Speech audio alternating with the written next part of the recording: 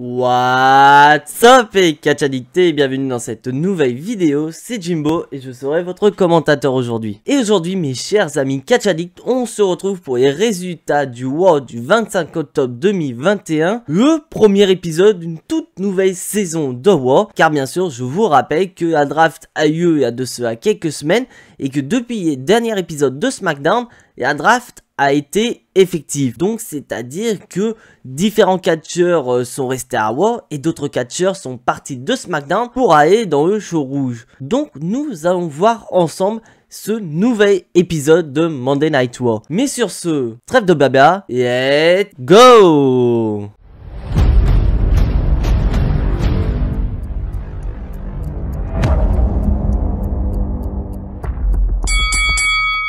Et donc, le show commence par notre champion de la WWE, j'ai nommé Big E. Et là, nous avons un Big E qui va nous rappeler que son frère Xavier Woods a remporté le King of the Ring pour devenir King Xavier. Et après ça, il va rappeler que ce dernier, Big E, a battu Drew McIntyre à Quanjo. Et on a un Big E, voilà, babyface dans l'âme et dans le discours, où il va féliciter Drew McIntyre, car grâce à ce dernier, Big E a gagné davantage de niveau dans le main event pour lui permettre de devenir un champion de plus en plus crédible au fil du temps. Et là, Big E va nous poser la question, qui va être son prochain challenger?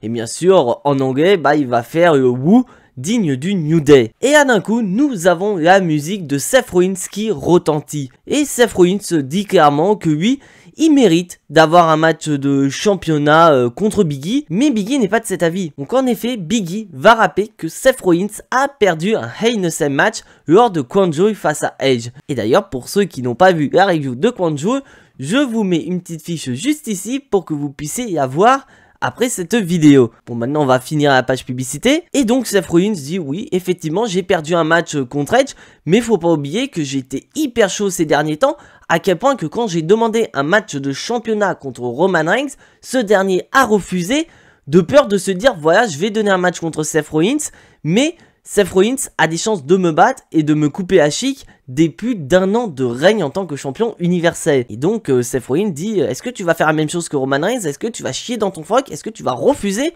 de me donner un match de championnat? Et là d'un coup nous avons la musique de Rey Mysterio qui retentit, et Rey Mysterio va tout simplement nous annoncer son pédigré, que voilà c'est un ancien champion du monde, champion par équipe, champion intercontinental et champion des États-Unis. Donc de ce fait, il mérite un match de championnat contre Big E. Et après ça, on a Finn Balor qui arrive, et oui c'est pareil, il va annoncer ce pédigré, mais il va augmenter les enchères. Car en effet, Finn Balor va rappeler à tout le monde qui est le tout premier champion universel de l'histoire, et surtout qui est devenu champion universel en battant un certain catcheur qui est dans le ring. Car en effet, rappelez-vous, c'était au SummerSlam 2016, Finn Balor avait battu Seth Rollins pour devenir le tout premier champion universel de l'histoire. Donc c'est un souvenir qui ne plaît pas énormément à Seth Rollins. Mais c'est pas fini pour ce dernier, car en effet après ça on a Kevin Owens qui arrive, et lui aussi il va annoncer son pédigré en disant que lui-même c'est un ancien champion universel. Mais de plus, Kevin Owens va rappeler au monde, donc à Houston, Texas, qui a remporté le titre universel dans cette même salle. Et de plus, par-dessus le marché, il va rappeler qu'également il a battu Seth Rollins pour devenir champion universel, et il va même se moquer de Seth Rollins. En effet, il va rappeler que oui, effectivement, il a battu Seth Rollins et qu'il se souvient du moment où Seth Rollins était couché en plein centre du ring au moment où ce dernier a fait tomber pour devenir champion. Et Seth Rollins, donc ça ne lui plaît pas, et ça part en baston général, et Seth Rollins finit par prendre la fuite. Mais nous avons une officielle de la WWE, Sonya Deville, qui a rappelé que Sonya Deville est toute seule parce que Adam Pearce se remet de l'attaque de Brock Lesnar qu'il y a eu à SmackDown. Et donc Sonya Deville dit très clairement que voilà, c'est une nouvelle saison, donc pourquoi pas marquer cette nouvelle saison par un main event de malade mental. En effet, elle annonce que le main event de cet épisode de WoW sera un Fatal 4-Way, et donc Sonya Deville annonce que le main event sera un Fatal 4-Way pour déterminer le challenger numéro 1 au titre de la WWE de Big E, mais qu'en plus ce Fatal 4-Way sera un match de l'échelle. Donc c'est-à-dire qu'un contrat pour un match de championnat sera suspendu, et pour gagner le match, il faudra monter sur une échelle et décrocher ce contrat. Donc d'un côté, On a les 3 babyface, donc Rey Mysterio, Finn Balor et Kevin Owens qui sont parfaitement d'accord à cette idée. Mais Seth Rollins qui est le seul heel de tout ça, il est pas du tout d'accord, il ne veut pas de ce match car pour lui, il mérite largement d'avoir ce match de championnat. Donc pourquoi avoir affaire à 3 autres superstars pour pouvoir gagner son opportunité? Et franchement, très clairement, j'ai adoré cet opener et ça a annoncé vraiment un main event, comme j'ai dit, de malade mental. Et il faudra attendre la fin de la vidéo pour avoir ce résumé. Et donc on va passer au premier match de cet épisode de Raw, un triple menace par équipe pour déterminer les challengers numéro 1 pour les titres par équipe détenus par RK-Bro. Et franchement ça m'a étonné, car en effet on nous avait prévenu que AJ Styles et Omos allaient avoir une nouvelle opportunité au titre par équipe de Raw, donc en gros une revanche de Kwanjo. Et pour être honnête, ça me motivait pas énormément parce que AJ Styles, Omos contre RK-Bro, on voit ça depuis plusieurs semaines. Et donc à la place, nous avons droit à ce triple menace par équipe avec les Street Profits, les Dirty Dogs, donc Robert Wood et Dolph Ziggler, contre Alpha Academy, Otis et Chad Gable. Et franchement, j'ai bien aimé ce match parce qu'on voit très clairement que les 3 équipes, c'est tout simplement 3 équipes qui proviennent de SmackDown. Donc on se dit qu'on peut avoir quelque chose de nouveau. Et franchement c'est un match que j'ai bien aimé, où vraiment chaque équipe a eu son momentum, où à tout moment une de ces équipes pouvait remporter le match et devenir challenger numéro 1 au titre par équipe de Raw. Et à un moment donné nous avons eu Omos qui est apparu. En spoiler alert, AJ Styles n'était pas présent. Et il va attaquer les Street Profits, donc Angelo Dawkins et Montez Ford. Et de ce fait nous avons les Dirty Dogs, donc Dolph Ziggler et Robert Wood, qui en profite pour remporter le match. Donc gagnant de ce match et nouveau challenger numéro 1 au titre par équipe de Raw, les Dirty Dogs, donc Robert Wood et Dolph Ziggler. Bon franchement, l'affiche, elle me tente parce que voilà, c'est une nouveauté. Ça fait du bien de voir du renouveau du côté tag team avec vraiment voilà les 3 équipes qui ont été présentées qui proviennent de SmackDown, qui ont voilà une opportunité pour avoir un match de championnat. Après la question qu'on peut se demander, c'est pourquoi Omos a attaqué les Street Profits. Donc est-ce qu'on va se diriger sur une rivalité entre les Street Profits, Omos ou AJ Styles, ce qui pourrait être pas mal, ce dit en passant. Mais surtout voilà, on nous annonce que les Dirty Dogs auront cette opportunité un petit peu plus tard dans cet épisode de Raw. Et franchement je suis impatient d'être à ce match.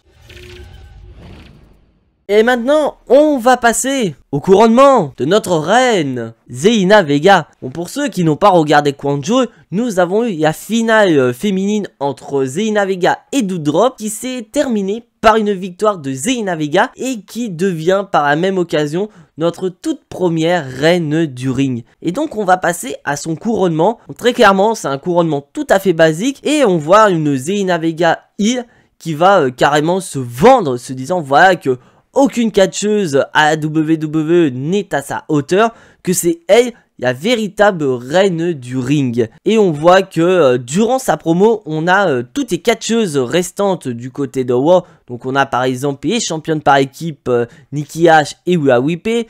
On a Natalya, on a donc la principale concernée et la finaliste du tournoi Doudrop. Et Doudrop, ça ne va pas lui plaire, car à un moment donné, on a Zelina Vega qui va commencer à attaquer verbalement Doudrop. Et ça nous permet de switcher sur le match en question entre Zelina Vega et Doudrop. Donc très clairement, c'est pas un match hyper intéressant. On voit très clairement que niveau gabarit, Doudrop a largement les moyens de battre Zelina Vega. Mais tout ça, c'est juste pour mettre en avant le côté heel de la reine Zelina Vega. Car en effet, avant le match, on a vu Zelina Vega qui a déposé tous ses vêtements, donc sa couronne, son sceptre et sa cape aux abords du ring. Donc on s'attendait très bien à une interaction avec ces objets-là. Et ça a été le cas, car Zelina Vega en a profité pour détourner l'attention de l'arbitre en détachant une protection des coins de ring pour qu'elle puisse utiliser son sceptre pour remporter le match. Donc victoire de Zelina Vega. Bon franchement c'est pas une nouveauté, on a déjà eu ça avec Baron Corbin quand il a remporté le King of the Ring, qui en profitait voilà pour distraire l'attention de l'arbitre pour pouvoir utiliser le sceptre, car c'est vraiment une manip tout à fait classique chez WWE avec un roi heel. Et là ils nous font la même chose du côté féminin, et donc je pense qu'on va continuer sur une rivalité entre Drew Drop et Zelina Vega. Après, j'espère sincèrement que donc j'espère que ce push de Zelina Vega en tant que reine Zelina va pouvoir porter ses fruits plutôt que d'y laisser comme ça aux oubliettes comme on a eu par exemple avec Baron Corbin.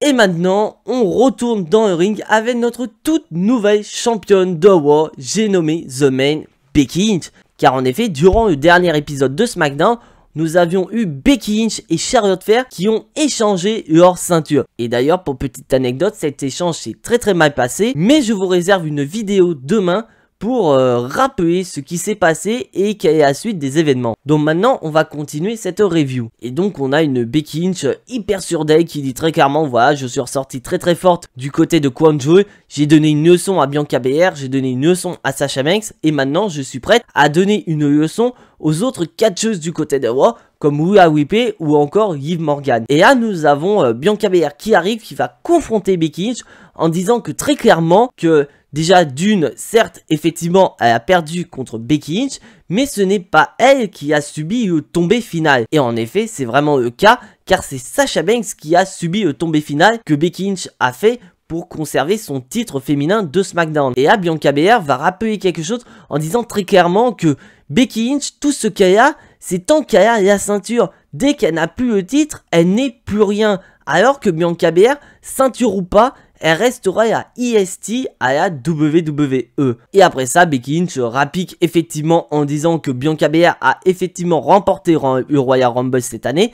Elle a remporté le main event de WrestleMania contre Sasha Banks, tout ça parce que Becky Lynch n'était pas là pour l'en empêcher. Donc Becky Lynch dit très clairement que si Becky Lynch était présente au moment où Bianca Belair a remporté Rumble ou au moment où elle a remporté le main event de WrestleMania, et bah Becky Lynch lui aurait tout simplement volé la vedette. Donc on aurait pu avoir Becky Lynch remporter le Rumble et remporter le main event de WrestleMania à la place de Bianca Belair. Ça, ce sont les propos de Becky Lynch. Et donc, Bianca Belair en a ras-le-bol et veut un match de championnat contre Becky Lynch, mais Becky Lynch ne veut pas, et ça finit en bagarre. Et donc, la bagarre se termine avec une Becky Lynch très forte, mais qui est quand même assez énervée face à Bianca Belair. Et donc, Becky Lynch va accepter le challenge de Bianca Belair. Donc nous allons avoir Bianca Belair contre Becky Lynch, mais pas durant cet épisode de Raw. Et donc les officiels de la WWE nous ont annoncé que ce match de championnat aura lieu la semaine prochaine,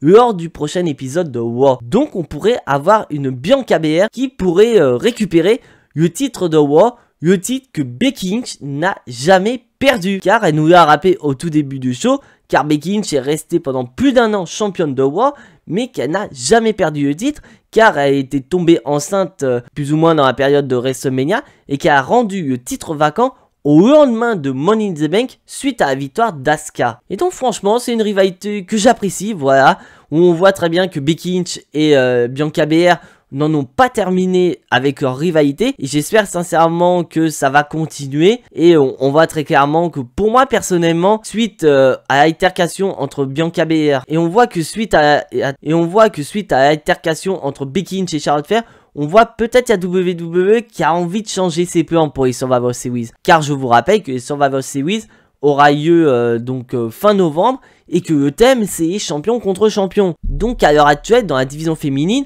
le match prévu sera Becky Lynch contre Charlotte Flair. Mais suite à ce qui s'est passé entre les deux catcheuses, est-ce que la WWE ne serait peut-être pas en train de changer ses plans, et peut-être, pourquoi pas, donner le titre féminin de Raw à Bianca Belair pour que cette dernière aille affronter Charlotte Flair pour éviter un nouveau drama à la WWE. Dites-moi dans les commentaires ce que vous en pensez.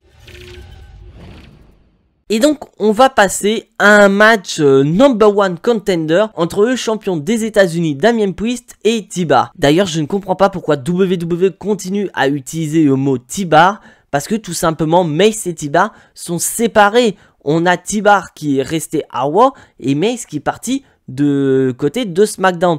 Donc pourquoi ne pas utiliser l'ancienne gimmick de T-Bar qui était Dominik Dijakovic à NXT. Et d'un autre côté, nous avons une gimmick qui a changé du côté de Damien Priest. Déjà une nouvelle musique, et quand vous voyez la rampe d'entrée, vous voyez plus ou moins un côté lumineux et un côté démoniaque. Donc est-ce que la WWE ne serait pas en train de nous créer une gimmick de Damien Priest avec une double personnalité, avec un bon côté et un mauvais côté? On verra ça durant le match. Car déjà le match en soi, il est pas mauvais, mais j'ai pas compris la fin du match. Car en effet, à l'extérieur du ring, on a T-Bar qui pète un bouillon et qui va balancer une chaise sur Damien Priest. Bon, bien sûr, ce n'est pas une petite chaise qu'on utilise d'habitude à la WWE, c'est carrément une chaise des commentateurs. Et ça va pas plaire aux champions des États-Unis. Car après ça, Damien Priest, il pète totalement un bouillon. On aurait dit un démon qui était sorti du corps de Damien Priest et il a totalement défoncé T-Bar. Donc on a vu une double personnalité de Damien Priest, voilà, où il y avait son côté normal, son côté lumineux, et quand T-Bar lui a balancé la chaise, et bah il s'est énervé et il a sorti son mauvais côté. Donc est-ce que ça va être la gimmick définitive de Damien Priest pour le moment? Je ne sais pas, mais ça peut être assez intéressant. Après, je comprends pas pourquoi c'est T-Bar qui va challenger Damien Priest pour le titre de champion des États-Unis, alors qu'il y a d'autres catcheurs qui pourraient aller le challenger. Je ne comprends pas pourquoi la WWE nous ont fait ça. Mais c'est très loin d'être le flop de la soirée.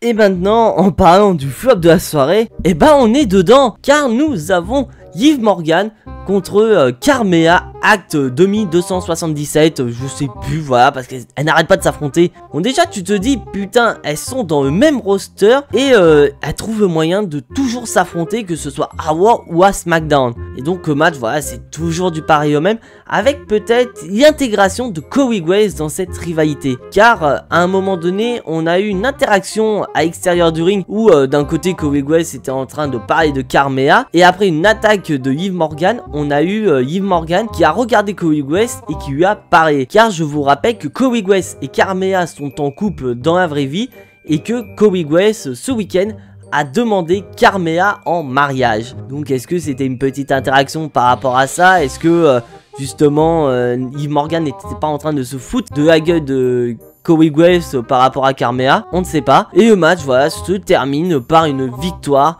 une nouvelle fois de Carmella sur Liv Morgan. Et franchement, ça m'énerve. Tu te dis, putain, WWE, vous avez la possibilité de faire pusher Liv Morgan, mais vous la réduisez à perdre contre Carmella. Je sais pas ce que vous avez dans la tête WWE. Et donc pour ça, bah ce match remporte la palme d'or du flop de la soirée. Et maintenant, on passe dans la rubrique des squash match avec Kiss Birkat Yi contre Cedric Alexander. Très clairement, comme j'ai dit, c'est un squash match qui s'est concrétisé par une victoire de Kiss Birkat Yi. Et après ça, bien sûr, nous avons Shelton Benjamin qui était présent aux abords du ring et qui vient, voilà, sauver son pote. Et qui ici, voilà, arrive pour vouloir confronter Shelton Benjamin. Et Shelton Benjamin lui dit, non, j'ai pas envie de me taper contre toi, je tiens à ma vie encore, je suis pas suicidaire comme mon pote. Bon, ça m'énerve un petit peu parce que, bon, qu'ici c'est un très bon catcheur et là tu te mets dans un squash match. En plus contre Cedric Alexander qui a fait quand même un retour dans le Hurt Business avec Shelton Benjamin. Et là bah il est juste de la chair à canon pour qu'ici, alors qu'on pourrait très bien avoir le Hurt Business dans la division Tag Team où il pourrait pourquoi pas aller challenger RK-Bro. Donc on peut supposer que la semaine prochaine on ait un nouveau match pour qu'ici, sauf que cette fois-ci au lieu d'affronter Cedric Alexander, il affrontera Shelton Benjamin. Je pense que c'est la logique des choses. Et maintenant, on passe au prochain match. Nous avons Austin Theory contre Dominic Mysterio. Mais avant, pourquoi nous avons ce match? Car nous étions dans les vestiaires et Rey Mysterio était en train de se préparer pour son main event, accompagné de son fils Dominic. Et après ça, nous avons Austin Theory qui est arrivé et qui, voilà, rappelle que Rey Mysterio est une légende, que c'est son idole, et qui veut faire un selfie avec son idole. Et après ça, il va manquer de respect envers Dominic Mysterio en le comparant au photographe de Rey Mysterio. Alors qu'en réalité, c'est son fils. Et donc Dominic n'apprécie pas ce manque de respect et défie Austin Theory, ce qui conduit à ce match. Et en soi, tu te dis, c'est un match entre deux jeunes catcheurs, parce que je vous rappelle que les deux catcheurs sont dans les 24 ans à peu près. Donc on se dit, voilà, on a peut-être la nouvelle génération à WWE qui est en train de se lancer avec Austin Theory et Dominic Mysterio. Mais le match a duré à peine 2 minutes, frère. C'est Austin Theory qui a remporté le match. Donc très clairement, WWE cherche à pusher Austin Theory. Mais de voir Dominic Mysterio perdre en 2 minutes, ça m'énerve énormément. Parce que on avait potentiellement une future rivalité père et fils. Et que là, bon, les deux sont en très bonne entente. Et de voir qu'il perd en 2 minutes de manière bête, ça m'énerve également. Et on passe maintenant au match de championnat entre Arcebo et Dirty Dogs. Donc pour ceux qui regardent la vidéo à ce moment-là, j'ai précisé un peu plus tôt dans la vidéo que nous avions eu un triple menace par équipe pour déterminer les challengers numéro 1 au titre de Arcebo. Et c'est les Dirty Dogs qui ont remporté le match et donc obtiennent cette fameuse opportunité. Le match, j'ai très bien aimé, car vraiment comme je l'ai dit précédemment, il y a un parfum de renouveau dans la division tag team. Parce que c'est vrai qu'on a eu souvent Omos et AJ Styles contre Arcebo, c'était très chiant. Bien que les matchs étaient très bons, mais c'était toujours du répétitif. Et là, le fait de voir une nouvelle équipe toquer à la porte des champions, ça fait énormément du bien. Donc ce qui fait que le match y est bon, mais finish est à chier. Parce que très clairement, on a eu une succession de roll-up entre Dolph Ziggler et Riddle. Et cette confrontation de roll-up contre roll-up a été remportée par Riddle. Donc grâce à ces roll-up,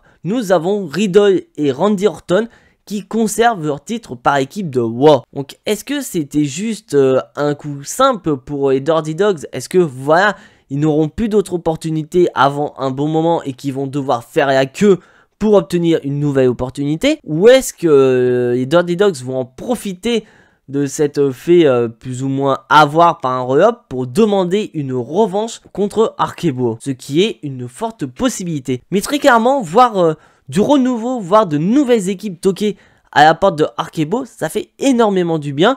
Donc on pourrait très bien avoir les Street Profits qui peuvent raffronter Arcebo, on peut avoir American Alpha, on peut avoir Alpha Academy, donc ça va être hyper intéressant.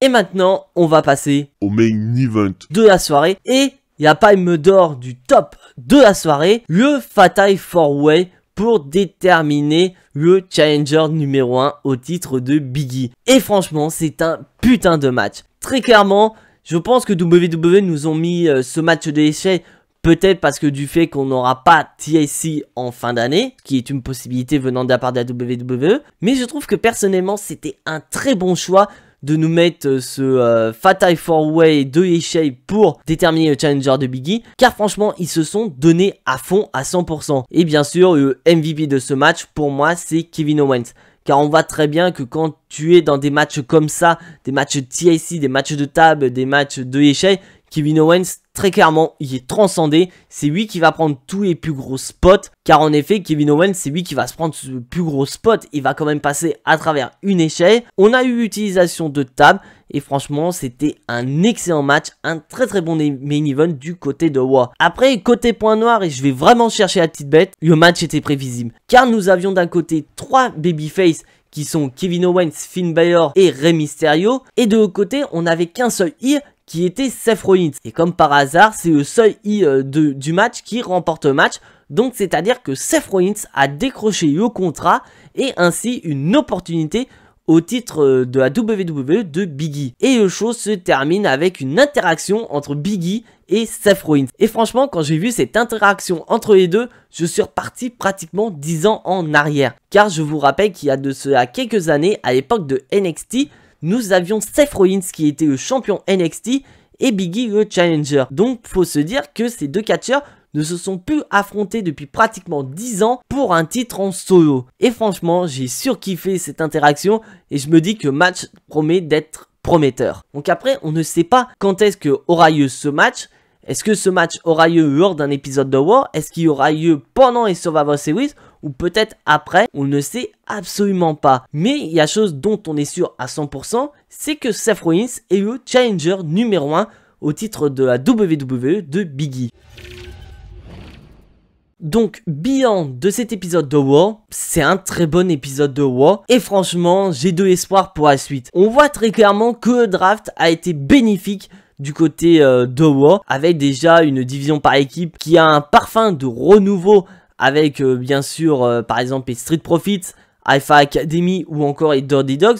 Donc ça nous permet voilà, de modifier il y ait match de championnat par équipe, où vraiment, comme j'avais dit, à force de voir Omos et AJ Styles concourir pour les titres par équipe, c'était hyper chiant, c'était hyper lassant, et donc ça permet du renouveau. Et là, on a eu un putain de main event avec vraiment la majorité des catcheurs, voire même les 4 catcheurs proviennent de SmackDown, et ça permet, voilà, d'avoir des cartes tout à fait inédites, parce que franchement, tu aurais vu les 4, donc honnêtement, ça aurait été un des 3 autres catcheurs qui auraient remporté le match, ça aurait fait une affiche tout à fait géniale.